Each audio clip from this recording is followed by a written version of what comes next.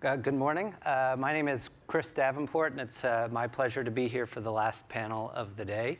I'm a space and defense industries reporter here at the Post, and I am so glad to be joined here once again by George Whitesides, the CEO of Virgin Galactic. We just saw his boss on the screen, Richard Branson. They're building a space plane that will be air-launched and be taking tourists, ordinary people, to the edge of space and back. So thank you so much for being with us. Nice to be with you. Yeah. So Richard recently said that you are tantalizingly close to getting to space. We've been waiting a long time and watching with great anticipation. So where are you? Give us a sense of where the program is. Well, we're at a very exciting point in our test flight program. We've been doing powered test flights this year, as you know, and got up to about 170,000 feet. So, order of magnitude 5 or 6 times the altitude of what a airliner goes to. And we're about to get into the next phase of our test flight program, which will be higher altitude and longer duration burns. That's really one of the final phases before we go into commercial service. So, it's been a long effort. I think all of these companies that are working on human spaceflight, you hear some of the other folks talk about the challenges of putting together a human spaceflight vehicle. And it's hard, but I think we're nearly there, and that's an exciting point for us. So you think actual commercial operations out of Spaceport America sometime next year, perhaps? Yeah, we're getting real close to that. I mean, the interesting thing is that the United States has been without human spaceflight for several years, since the retirement of the space shuttle. And within the space of a year, probably, we're going to go from 0 to as many as 4, 3 or 4 different human spaceflight vehicles.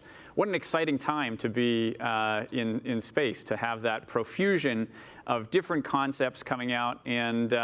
And for the United States, the United States is already the leader in launch, broadly speaking, but to sort of recapture the leadership in human spaceflight will be really great. Yeah, I mean, it's interesting, too, because we just had all of these NASA astronauts on stage flying in commercial vehicles with Boeing and SpaceX under a NASA program. But it's entirely possible that the people who restore human spaceflight from U.S. soil could be Virgin Galactic or Blue Origin, which is also trying to do it. I mean, I think that kind of tells us where we are, don't you? Yeah, I mean, I think, time will tell. Obviously, every flight that we do is crewed, and so that means every flight that we do, if it gets up to space altitude, will have humans on board. Our vehicle is piloted, right, and 2 pilots in every spaceship flight. So that's an interesting thing, and we're looking forward to getting to that stage in our test flight program. So let's just talk a minute about safety, right? Because you had the accident in 2014 that killed one of the pilots, Michael Alsbury. You're talking about taking, not these sort of, best of the best who have been through all of the NASA training that we just had here up on stage, but more ordinary people. I wonder if you could talk a little bit about what you've done since the accident and, what you tell your customers about safety and what you're doing. Sure. Well, I think all of us in the human spaceflight business know that we won't have a business if we don't have a safe vehicle. And that's why we're spending so much effort in the test flight program when we can work through many of the challenges that we have, so that when we get to commercial operations, we have a vehicle that we can really believe in. Our accident, we had to put in a sort of a check to make sure that the pilots didn't make a certain action during a phase of flight, which we've done. And then we've done a few other improvements on our vehicle, which we call Unity. And so, we're feeling really good. As you know, Chris, I'm a customer. I was a customer before I was an executive, so I bought a couple of tickets for my wife and I, and we're looking forward to riding on board as soon as it's ready to go. I just want to remind people who are watching online, if you want to tweet any questions to George, you can do that using the hashtag Transformers. So the cost now is $250,000 a ticket. I think it started out at $200,000 a ticket. Ultimately, I think the goal, and I've heard Richard say this, is to bring that down if you're flying more. I mean, but what does that look like? Is it going to go up? Is it going to go down? If so, what's the sort of timeline there? Do you have any sense of that? Well, I mean, I think that the long-term goal is, no question, to bring the cost down, right? I mean, if you look at the earliest trips across the Atlantic in air travel and on a sort of a real dollar basis, those were $100,000, sometimes $150,000, $200,000 tickets. So it's not uncommon for this kind of experience to start off relatively expensive and then come down. Now, I think actually it's possible that the cost goes up for a bit. Just because we and others probably need to amortize our development costs. So I wouldn't be surprised if you see the cost rise a bit for a while. But then over time, I think you'll see that decline. I have this long-term goal of the sort of the SUV barrier, which is like if you can get it as affordable as a car or something, then a lot of people, I think millions of people would do it at that price. So talk a little bit about what the experience will be like in terms of you're at Spaceport America. I've got my ticket. Do I show up a week ahead, in advance for training, a couple days? Walk me through, to the extent that you can, what that experience will be like. Sure. So going to space is, it's an exciting experience, and we want people to be ready for it. How many people here would go to space? Have you already asked this question? Would go to space if money and safety were no issue? DC is a relatively conservative crowd, but I think I see a bunch of hands out there, so that's terrific. What we're going to be doing is 3 days of training before you start your actual flight. So you'll come down to Spaceport America in southern New Mexico, which is this beautiful building built by Sir Norman Foster down there. And then you'll go through a few days of training where you understand the ship and you understand how you move around the ship. And you think a little bit about what you're going to do in space, right? Because that's, some people are going to have the desire to just look out at the planet and just soak it in and have that peak experience. Other people are going to have the desire to sort of play in zero gravity, and our customers will be able to get out of their seats and sort of play and do things. And other people want to do other stuff. So we want them to think about that. And then on the morning of, we'll have this really neat ceremony where people sort of walk out to their waiting spaceship, sort of like that right stuff moment. Steak and eggs for breakfast, like the astronauts? Whatever they want, whatever they want. They're paying $250,000, so whatever they would like. And but it really almost a theatrical moment where many of these folks are going to be bringing their families or dozens. Some have even said they might bring hundreds of people down, to experience this moment, which for many people have been waiting for decades for. We have this amazing lady in our customer group named Wally Funk, and she was actually one of the first astronauts that was sort of female astronauts that was picked for NASA in the 60s. She never flew because it wasn't sort of like ever made official as a NASA program, but she's been waiting to fly for like 50 years, more than 50 years. And so she's like, she's going to fly. And so that moment when, but she's an extreme example, but there are people who've been wanting to go to space for their whole life. And it's such a blessing to be able to like actually bring that into reality, to create something with our incredible group of engineers that can actually make that a reality at a price point that is, when you think about it, NASA's getting charged, I don't know what the latest is, but over $70 million by the Russians per seat, right? And so, our product is about $250,000. And so you look at that, that's a factor of what, like hundreds less, right? And so that's a radical change. And that's what we need to open the space frontier is to have those orders of magnitude change. Now, admittedly, it's a different product, right? Going to space station versus suborbital flight, different things. But the idea that you can access space for, 300 times less than what the going price is what's going to change humanity's relationship with space. So we have a question from Twitter. Michael asks, if the cost does come down, how long is the waiting list? Do you have to do anything else to qualify? And it kind of feeds into a question I wanted to ask as well. I think you have a list of about 600, 700 people who have signed up. I'm sure aside from the raise your hands that you just did in the room, you've done market research. What does that show in terms of the demand from people to go? Well, it shows, there's a huge demand for people going into space. Most of the places that I go to, if money is not an issue, you get 80, 90% of people who would love to go. Not everybody's a first adopter, right? So we have over 600 people who've signed up. These are essentially the first adopters, people who really want to make it happen by putting that money down and contributing to the future. But there's a much bigger pool of people. So that pool of people at the current price point is in the millions. and I think it goes up to tens of millions when you have a lower price point. Wow. So, you guys have a plan to take tourists to the edge of space and then come back down.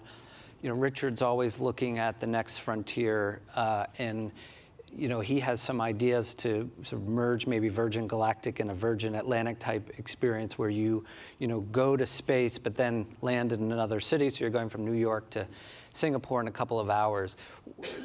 Where does that stand? And talk to us a little bit about that vision. Well, of course, Richard, after the music business, made the next part of his fortune in airlines. And he has always, I think, been, like many of us, frustrated by this idea that we're stuck at Mach 0.85, and have been for 50 years, other than a bit about the Concorde. So I think that we believe that it's not going to be Spaceship 2, which is our current vehicle, but a Spaceship 3 type vehicle could be built to have a longer cross range, rocket powered, and because we have wings, we can integrate into national airspace systems so that you could actually eventually land at an airport, like a major airport, and that would be the most convenient thing. Our vision is to start off with a network of spaceports around the globe. Not many of them, maybe 3, 4, 5.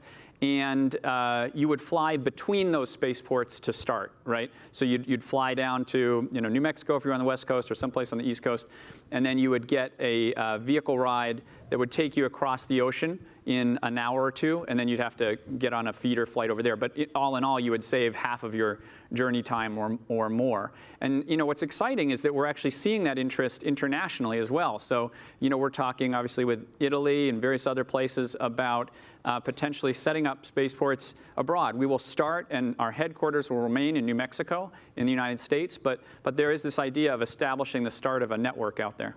So, but I'm sure there are technological challenges that you're working on now, but also regulatory ones when you're, whether it's the FAA here in the US or going into a foreign country. What are some of the hurdles that you're facing that you would have to clear before you're able to sort of do that point-to-point transportation? Well, space technology is, restricted under this thing called the ITAR, and so we have to, obey those laws. And generally speaking, we have very good relations with our regulators. I think the important thing to recognize from a policy perspective is that we're no longer alone, in advanced space technology, right? Space technology is now permeating around the planet, and so intelligent policymaking has to happen as it pertains to exports, right? I mean, the Chinese are building vehicles. They've announced that they're building a suborbital vehicle. The Russians are talking about a suborbital vehicle. Obviously, there's a wide range of competition internationally. Many of those firms are subsidized essentially by their national governments. And so I think we need to have an openness to providing an export out of the country for some of this technology, or else they're just going to buy it from somebody else. The other thing that I would say is, and just to make a plug on another DC policy issue, is that Congress really should get the U.S. Export-Import Bank up to full speed, because there are deals that I have right now that could be done if the bank could actually do deals above $10 million. And it is really hurting American aerospace to not have the bank at full strength. And I would just urge anybody who has any ability to affect that to work on it, because we have hundreds of jobs, thousands of jobs, hundreds of jobs for us, thousands of jobs for other firms that are dependent on these export deals. And to me, it's inexplicable that we cannot reauthorize something that actually makes money for the United States of America. But these are deals, you're talking about spaceports in other countries? What deals specifically are you talking about? Yeah, I mean, there's a lot of interest out there for spaceships to operate in other parts of the world. Right. So I think this has come up a couple of times, but with you, you're very close to it in terms of getting, people up there. And for the moment, let's take the optimistic view that you're successful in doing this, and your test program is robust and vigorous and produces a vehicle that can safely and reliably take people. And I know you're being very, very careful about that. What does it look like in 5 to 10 years where, what is Virgin's footprint in the US? How many spacecraft do you have around the world? How many people have been to space? And what's sort of the significance of all of that? So right now, only about 550 people have ever been to space in entire history of humanity. I mean, I don't know how many people are here today, but it's probably, a few hundred. So like twice the size of this room maybe have ever been to space, right? And, basically the number of people who can fit on an Airbus 380, in one flight. I think it's nuts, that we haven't had more progress in that. So the number one thing that's going to be exciting about the next few years when it comes to human spaceflight is that we are going to be doubling, tripling, quadrupling, by 10 the number of people who've been to space in a relatively short order. And by short order, I mean, a small number of years. I think that's going to have a profound impact on the planet. The astronauts that were just up here, speak so eloquently about the impact that the space experience has on them when they go up into space, and the idea of the overview effect. And there's this great show that many of them were on about One Strange Rock. That profound shift in perspective that you get when you do go up to space and you look down at our home planet and you see the fragility of the biosphere. I think having that first person being spread into all the countries of the Earth. So far, only about 50 countries have sent somebody of their own nationality to space. Imagine if all of the countries of the world had someone from, a man and a woman or kids and adults who've been to space and who bring that experience back down to their communities, to their national leaders. I think that's exactly what the world needs right now, that planetary perspective.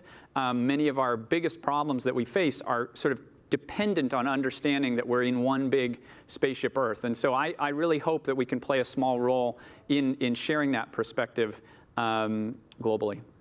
So one of the sort of amazing things, and you alluded to this earlier, about the time that we're in right now with all these companies building all these launch vehicles and spacecraft and balloons and even habitats, is that you actually have competition, not just to take people to space, but a suborbital competition from Blue Origin, who we should disclose is owned by Jeff Bezos, who owns the Washington Post. I've heard that. What is that? But so how do you? It's good reporting, Chris. Thank you. Appreciate that. We've always got to address it. We want to be upfront about it. Very upfront. But how does that shape what you're doing? Look, I think competition is what moves America forward, and it's what moves innovation forward, and it keeps you sharp, it keeps you on your toes. This is good, right? I mean, we have competition in provision of cargo to the International Space Station. We have competition in provision of crew services to the International Space Station. We're going to have competition in suborbital spaceflight. That is what it's all about. I mean, that is what has driven costs down in any product category in history. It's what's driven improvements in technology in every product category in history. It's the basis of capitalism. It's the basis of improvement. And so I think it's a very good thing to have two massively successful entrepreneurs, actually a few more than two, you wrote the book on it, but to have two massively successful entrepreneurs believe that there's a huge market in suborbital spaceflight is a very good thing, I think, for belief in that market. And it suggests to me that we're onto something, and I think the market is going to be much bigger than either of us can serve for many years. Do you think you have an advantage because of it's a space plane and it can land on a runway? I think they're just different systems. I mean, we have huge respect for the folks inside the Blue technical team. I think they have respect for our technical team. A lot of those folks came out of NASA or other parts of the industry. They all know that what we're trying to do is hard and takes a lot of effort, and particularly for a human spaceflight system that is not going to put, amazingly fit folks, but a wide diversity of folks into space. These are challenging things. And so, I think it's just different architectures. How fit do you have to be? So we tested that we took, our first 100 customers, which we call our founder community, and we put them through a centrifuge and some zero gravity tests. And we found that about 97 to 98% of them were fine. We had 80-year-old grandmothers, some guy with 4 artificial joints, in in 4G, 5G centrifuge, and they all did fine. So I think the vast majority of people on Earth will be able to fly to space. Okay, good. I think that's all the time we have for today. I want to thank you so much for being with us. Really appreciate it. But before we let you go, I just want to mention a couple of things. The Post is putting on a series that we've been working on for some time about companies in the entrepreneurial spirit of working in space, and you can follow that at WashingtonPost.com/space. Also, if you like what you heard today, George mentioned I have a book called The Space Barons, which is for sale out in the lobby, which covers a lot of what Virgin Galactic is up to, but also SpaceX, sort of a real leader in this space as well. And if you want to watch any of the interviews and go back and watch this from our people online or check out any upcoming events, please visit WashingtonPostLive.com. Thank you so much, everyone, for coming today. It's been a real pleasure. I also want to say thank you to the Washington Post Live staff for putting this on. It's a lot of work, and they did a great job. So thanks so much. Thank you. All right. Thank you. Follow you. Okay.